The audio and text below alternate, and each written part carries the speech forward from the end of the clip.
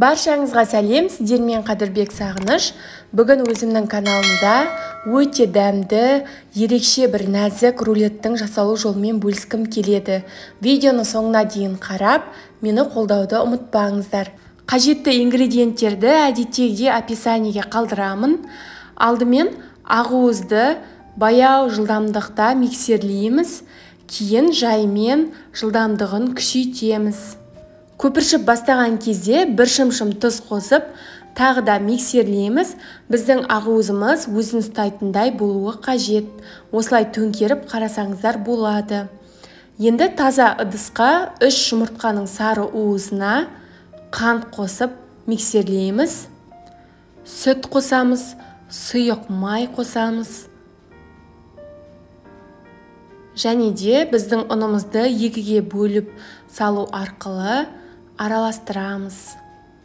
Барлығы біркелкі масса болып шығуы қажет.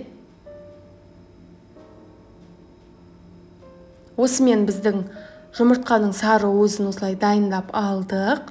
Үстіне жаңағы ақуыздан жасалған массамызды саламыз. Астынан жоғары қарай, үстінен қатты баспай, біркелкі болғанша араластыруымыз қажет.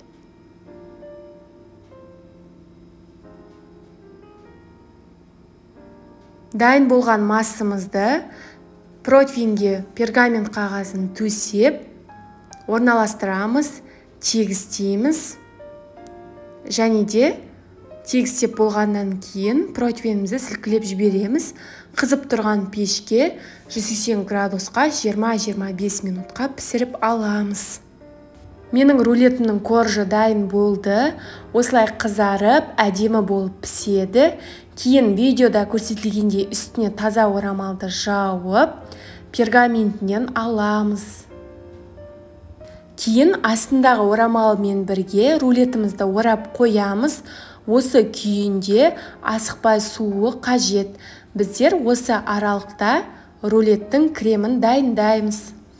Салқын 33%-дық кілегейді алып, жақсылап миксерлейміз.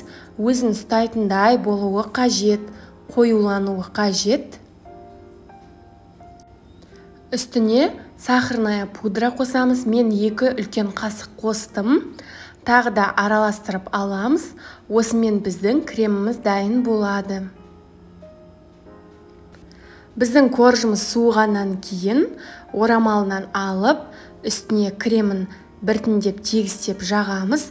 Жан-жағына көп тегізбейміз, өйткені ораған кезде шығып кетуі мүмкін. Және де қалауыңызша жеміс-жидек қоссаңыз болады. Мен бананды қолдандым. Видеода көрсетілгендей рулет етіп ораймыз. Қалауыңызша әсемдеуіңізге болады. Мен шоколадты ерітіп үстіне жақтым. Бұл рулетті дастарханға ұсынбас бұрын 1,5-2 сағат тоңазытқышта ұстауыңыз қажет. Өздеріңіз көріп тұрғандай, рулеттің жасалу жолы өте қарапайым, бірақ дәмі өте ерекше, шынымен де дәмді болып шығады. Міндетті түрде жасап көріңіздер. Егер жасасаңыздар, менімен бөлісуді ұмытпаңыздар.